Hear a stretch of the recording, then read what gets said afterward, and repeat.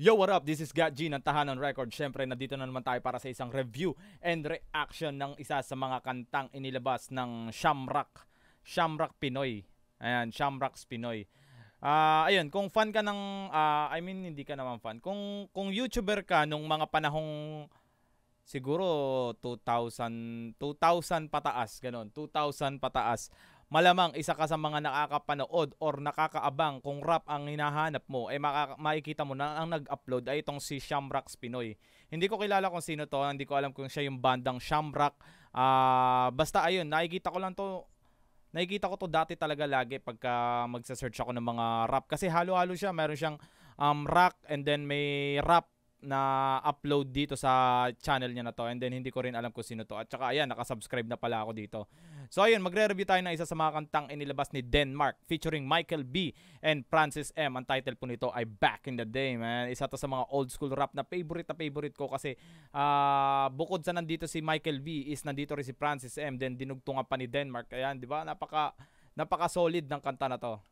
So yun, syempre bago ang lahat, magpasalamat na muna tayo syempre sa Gero Gospel Clothing. Ayan, Gero Gospel Clothing. Sa lahat ng mga gustong umiscore ng t-shirt na to, mura ko na lang to ibabagsak dahil paubos na ang stock nito. Siguro nasa 10 piraso na lang to. Rekta PM lang kayo, Jefferson Nunez sa Facebook. Ayan, papadala ko yan kahit nasaan kayo. Rekta order lang kayo. Babagsak natin ng 250. 250. Ayan, 250 na lang yan. Sariling clothing line ko po to, then paubos na po, ipapaubos na lang din po natin. Then Got Music Production, syempre ng Tahanan Records. And then Tahanan Records, Marinduque Mobsters. At saka abang lang kayo sa mga bagong ilalabas namin at nakanta dito sa channel ng Tahanan Records. Syempre kung di ka pa nakasubscribe, subscribe ka na. Diyan lang sa baba, road to 5,000 5,000 subscriber na tayo. Subscribe ka na kung di ka pa nakasubscribe. Kung gusto mo ng mga bagong review and reaction and then music para bago sa tenga mo. And then, syempre, nandyan ang Urbanista Clothing dyan sa Las Piñas. Sa lahat ng mga gustong sumilip ng mga clothing dyan, isa yan ang pinakamalulupit na clothing line ng Urbanista Clothing. And then, syempre, Yalip Tattoo yan. Gawang Yalip yan, mga tol. Ayan, silip kayo, bisita kayo sa Yalip Tattoo. Tawag dito, sa Las Piñas din yan. Kung gusto niyo mga solid at quality na tattoo, silipin nyo yung Yalip Tattoo page. Ayun, makikita nyo yung mga gawa nila. At saka syempre, Bogchi Pare. Ayan, Bogchi Pare. Nandyan ang Bogchi Pare. Kung gutom ka naman, ayan, sa Las Piñas din yan. Testingin mo, nang matikman mo.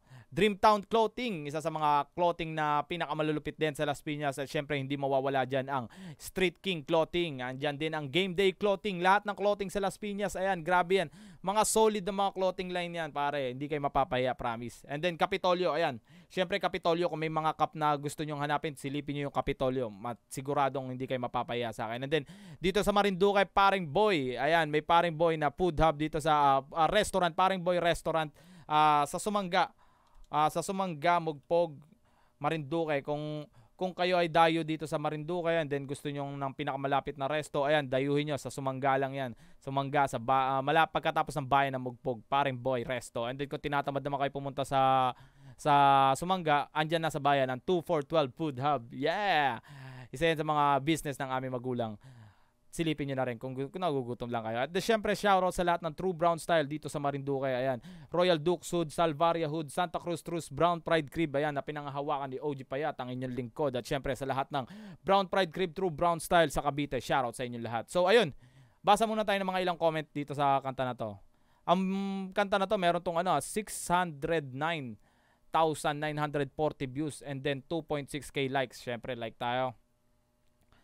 At na to, inilabas to ni Denmark 2004 eh. Okay, tamo. Kasi may CD ako nito, kaso pirata nga lang. Pirata nga lang, alam mo yun. Album ni Denmark na 2004 inirelease kasama yung anak ni Lulingning, si Luningning, Denmark is Back, tapos Hip Hopan All Night, Left to Right, parang ganon. Yung title, Takbo, ayun yung mga kasamahan na itong kanta na to. So basa tayo ng mga ilang mga ano dito. By John Vince Baltasar, Bitoy, tayo na. Ngayon ko lang nalaman, isa ka pala sa nagtayo ng imahe ng rap. Galing mga idol, darating din ang araw ako naman. Wow, nice one, John Vince. Alam mo si Bitoy para sa akin, para siyang kung ang unang, hindi na natin nahalongkatin na pakalalim. Kasi kung susumayin natin talaga, ang pinakauna dito, alam ko si George Xavier. Yun ang pinakaunang rapper. Pero kung sa pinaka latest, ang Ang unang rapper diyan ay si Francis M, Andrew E, Michael B pangatlo, and then pang-apat Mike Swift. Parang ganun yung pagkaka-elaborate ko. Pero kung palalalaimin pa natin, may mas nauna pa. Parang ganun. Then dito tayo kay Vincent La Rosa. Verse ni Michael B tamang-tama sa mga taong haters na mga old school rappers ngayon, lalo sa Donggalo Records at sa mga old MCs na naglaban ngayon. Alam nyo, kabisado ko tong verse dito, pero gusto ko lang siya talaga review, isa-isahin natin. Then Tata Jack 5536. He's a former rapper but people didn't recognize him about. Instead, he became a successful as comedian, actor, and great singer too. What a God grace. Me, anyone who's asking, God bless everybody. Si Michael B siguro ang tinutukoy niya dito. Palagay ko. So, sa bagay kasi Francis M, hindi naman sa comedy si Francis M. And then ito, by Judas Barabas, 2390, Luningning, maganda ang piliin, humanap ka ng pangit, mga kababayan ko. Yeah, tama. Lahat yun, mga solo track nila. And then, John Christopher Antonio, ano kung matanda na, ano kung mataba na, talagang lumalaki kasi madami na akong pera. By Pepito Manaloto. Pepito Manaloto, pucha. Last one. Ito, by Mia Kayuki. Akala ko new song to ni Michael B. Nakita ko kasi sa FB, kaya napa-search ako. 3 months ago. Hindi to new song. Napakatagal na ito, 2004. Tara, let's go. We rock the MIC, cause that's what we do best. From the north to the south to the east to the west. The north to the south to the east to the west. We're the real MCs. Real MCs when we step on stage. We used to rock the house back in the day. We rock the MIC. We rock the MRC. We rock the MIC. And that's all we do best. From the north to the south to the east to the west. Cause that's what we do best. From the north to the south to the east to the west. We're the real MCs. Real MCs when we step on stage. When we step on stage. Grabe. Still rocking it. This is very. Still rocking it. Is the very best, ha? Laos na raw, matanda na raw, hindi na raw uso ang mga pasigaw-sigaw kasi nga old school, hindi na raw cool. Laos na raw, matanda na raw, hindi na raw uso yung mga pasigaw-sigaw kasi nga old school, hindi na raw cool. Pinapaliwanag niya dito kung paano minamaliit na mga hindi parang minamaliit, kung paano iniisang tabi or iniitsapwera na mga new breed rapper, yung mga old school rapper, kung paano nila binabaliwala. Dito pinapaliwanag ni Michael B. Pag bumirit ng tulak, kasi old school, hindi na raw cool pag bumirit. kinakapos nangangasul ang mukha.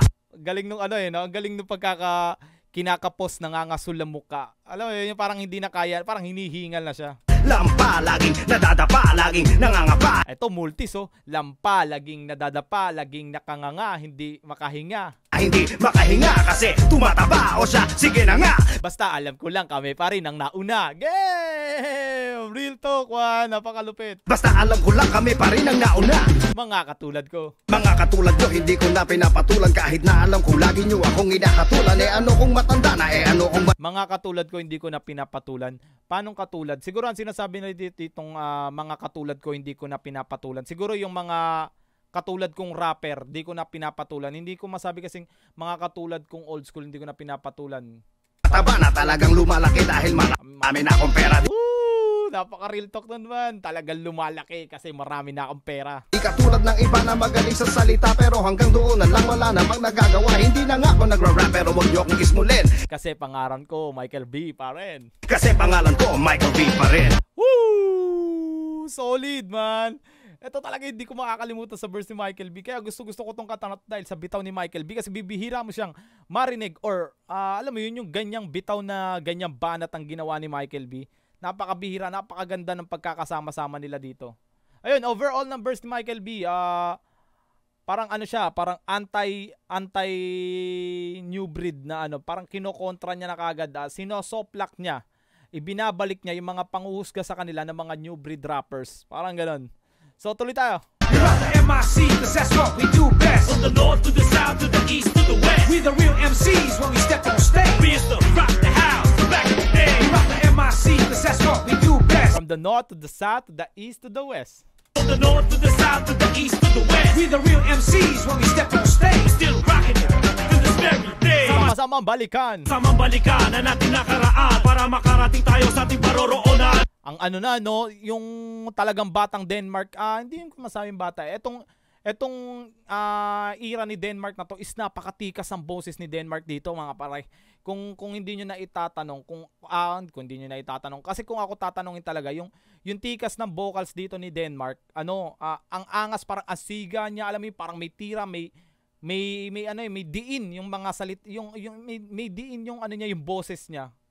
Sino man na di marunong lumingon, ukain na sarili lupa dun ibabaon. Ayun, sinasabi niya rin dito na parang sama-samang balikan ng ating nakaraan. Parang pinapaalala niya sa mga old school, sa mga new breed rapper kung ano ba yung ng old school, kung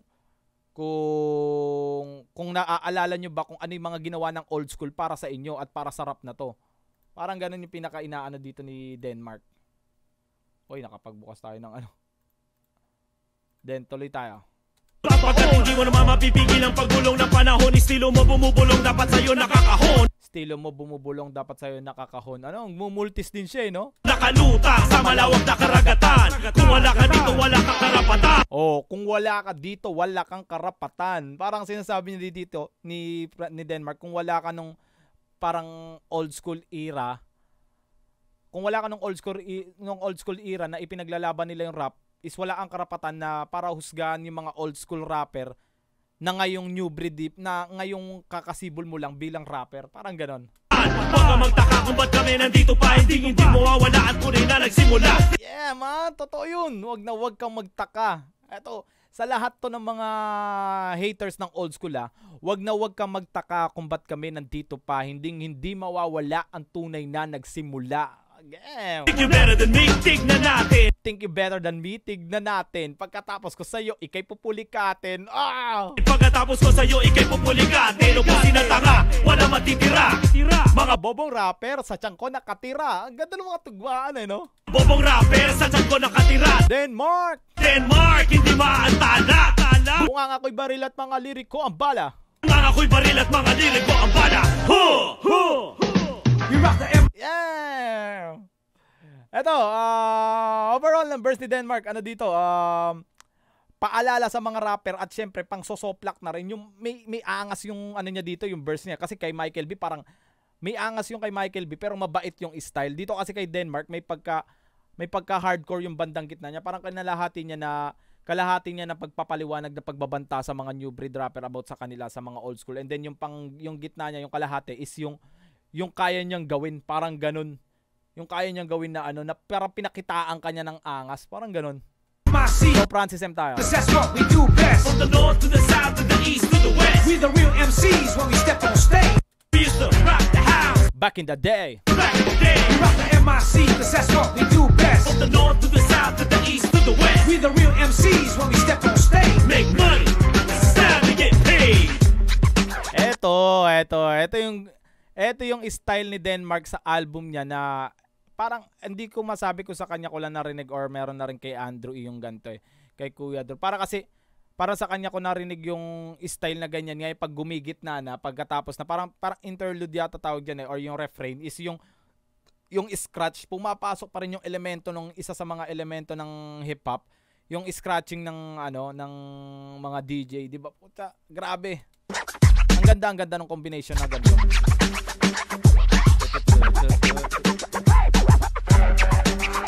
Ang ganda. Sino kayo nag-scratch dito? Eto, Francis M na. Bawat bitaw ang mga tao'y napapasayaw, humihiyaw at napapasigaw, napapanganga kapag hawak ko na ang mikropono. Mic check, 1, 2. Parang sinasabi dito ni Francis M yung pagiging MC niya, bawat bigkas, bawat bitaw ang mga tao'y napapasayaw, umihiyaw at Love if you want to, I'm doing this old school. Sino gusto sumakay kasama namin? Halina't sumabay at kayong lahat ay dadalhin sa paraiso sa loob ng 4 na minuto.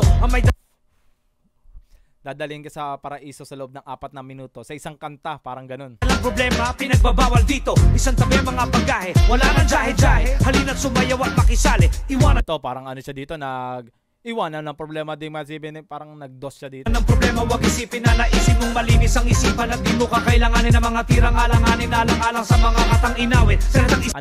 Tawag dito ang makata ng sulat ni Francis M, Sinabit, pinagkabit-kabit, laway lang ang pandikit.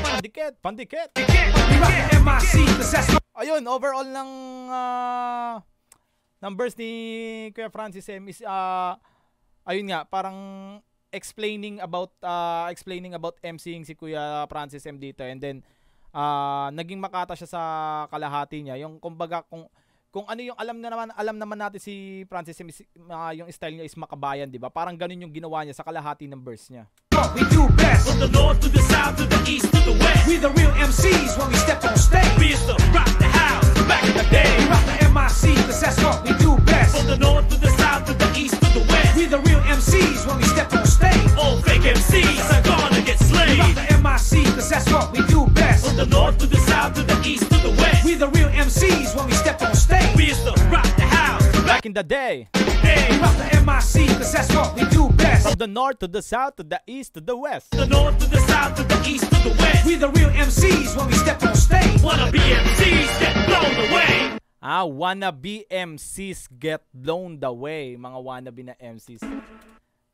So ayun.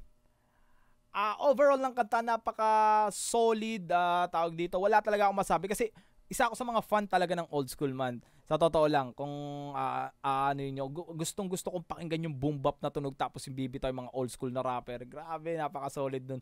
Alam niyo yung track na to, nakakabitin nga eh. Hindi ko alam na parang pagkatapos ng kanta na to, parang sasabihin mo na, yun na ba yun? Parang ang bitin. Pero kung susumahin mo is naka 8 rhymes naman na sila. 'Di ba? Tige 8 rhymes naman na sila, parang nakakabitin kung susumahin, parang nakakabitin na ano ba, dapat ba mas mahaba? Dapat ba tig 2 verse sila, di ba? Parang gano'n. Yung audio quality nito, all goods kasi sigurado, napakalinaw nito kung sa totoong album ni Denmark natin pinakinggan. So, bawas na yung quality kung mga re-upload na lang. Kasi dati talaga uso re-upload. Paulit-ulit kasi sinasabi sa inyo. So, ayun lang. Ang sarap balikan ng kanta to. Back in the day. Tsaka yung, tignan nyo yung style nung title niya. Ayan o.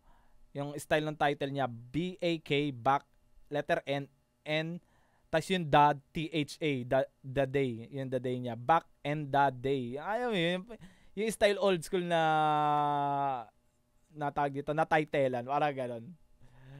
So ayun, napaka-solid ng kanta na to, wala na akong masabi. Tawag dito, sa sound tripin ko ulit to.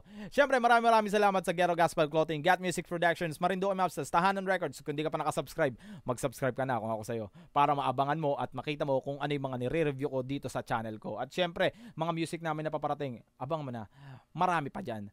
And then, Urbanista Clothing, Yalip Tattoo, Bogchi Pare, Dreamtown Clothing, Street King Clothing, Capitolio, Game Day Clothing, Paring Boy Restaurant, 2412 Food Hub, True Brown Style, Royal Duke Sud, Santa Cruz Trus, Salvaria Hood, Brown Pride Crib Cavite. Ayan, syempre, OG Payat. Ayun, Gat G. This is Gat G from Tahanan Records.